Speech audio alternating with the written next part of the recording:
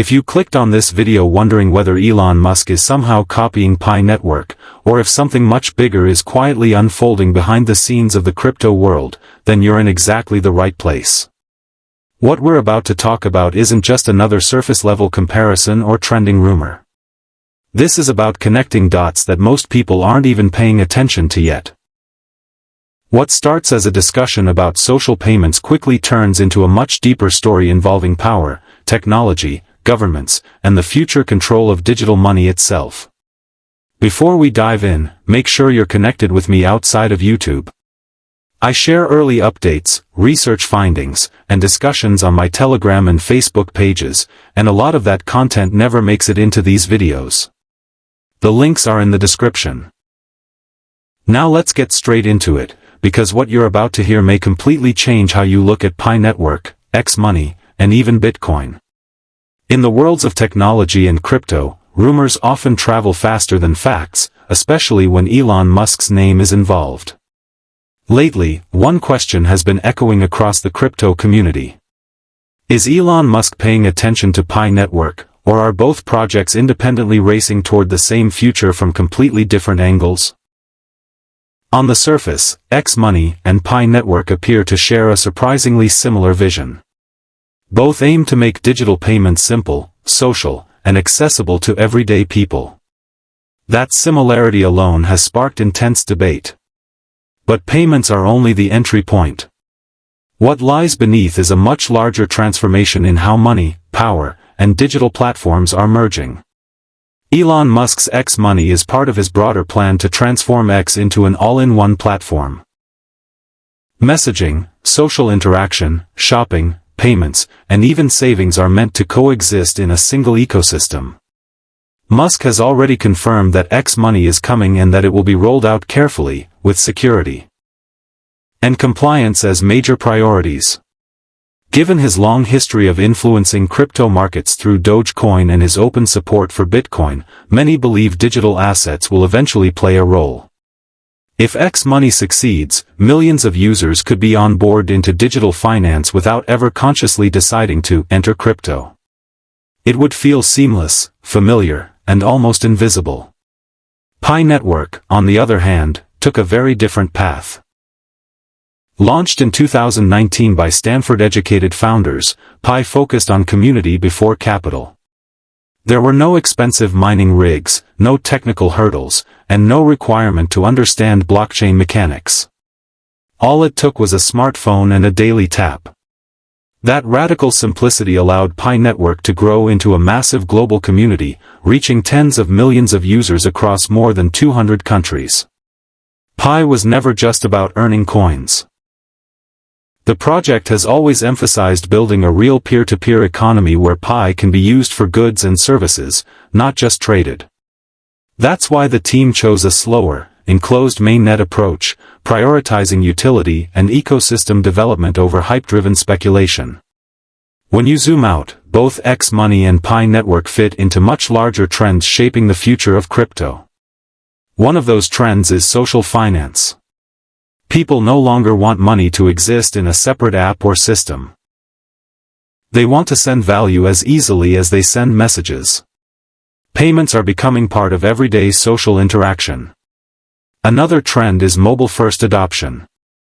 The future of crypto won't belong to platforms that require technical setups or desktop-heavy tools. It belongs to systems that work smoothly on smartphones. Pi recognized this from the beginning, and X already sits on one of the largest mobile user bases on the planet. Then there's the growing divide between centralized and decentralized models. X Money represents speed, control, and regulation. Pi Network represents community ownership and decentralized participation. That tension is becoming the central debate of modern crypto. While most people are busy arguing about whether Musk is copying Pi or vice versa, something much more serious may be unfolding quietly in the background. History books might say that the United States became involved in Venezuela to promote stability or democracy. Others might frame it as geopolitics or regime pressure. But while the world focused on headlines and televised events, another story may have been playing out silently on the blockchain. A rumor has been circulating in intelligence and crypto research circles that sounds almost unbelievable at first. The claim is that during the collapse of Venezuela's state-controlled systems, one of the largest Bitcoin stockpiles ever accumulated by a nation may have been discovered. The number being whispered is around 600,000 Bitcoin. At today's prices, that would be worth tens of billions of dollars. If such a reserve exists and the private keys are recovered, the implications would be enormous. The United States wouldn't just be another large Bitcoin holder. It would effectively become one of the most powerful forces in the entire Bitcoin market. Venezuela has already served as one of the most extreme real-world crypto experiments in history. Hyperinflation destroyed its national currency. Sanctions cut the country off from global banking. In response, the government publicly launched the Petro, an oil-backed cryptocurrency designed to bypass restrictions. That experiment failed spectacularly and was quietly abandoned years later. But public failure doesn't mean nothing happened behind the scenes. Sanctions don't stop trade, they change how trade happens. Oil was still sold. Gold was still mined. Payments still needed to be settled. Crypto became a survival tool rather than a speculative asset.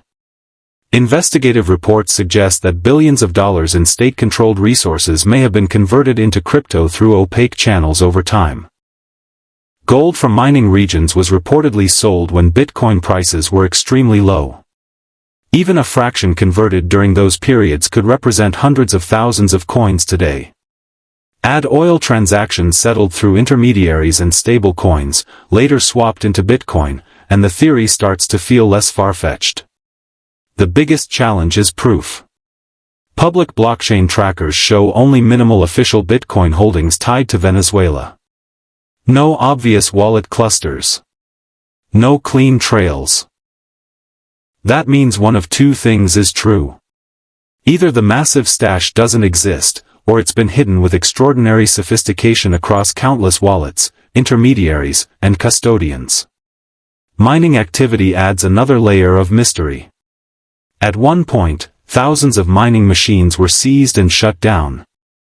Officially, it was about protecting the power grid. Unofficially, many questioned why a government in financial distress would dismantle machines that produce digital value. Even if such a reserve exists, there's another problem: private keys.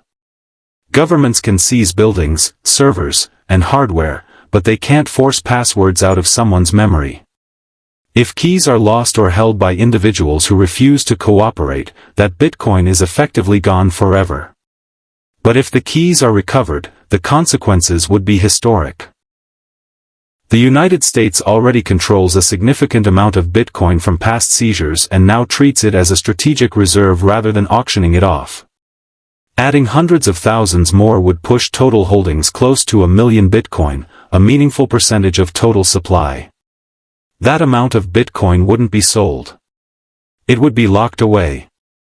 Removing that much supply from circulation could reshape the market entirely. But the implications go beyond price.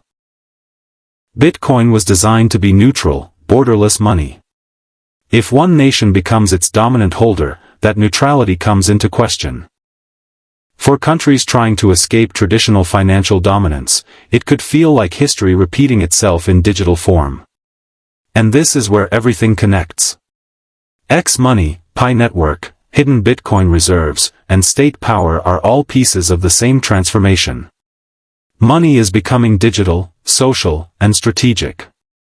Whether it's Elon Musk building from the top down, Pi growing from the grassroots up, or governments quietly accumulating Bitcoin, the race is already underway. If you found this video valuable, make sure to like it, share your thoughts in the comments, and subscribe for more deep dives like this. The future of money is being shaped right now, and you're watching it happen in real time.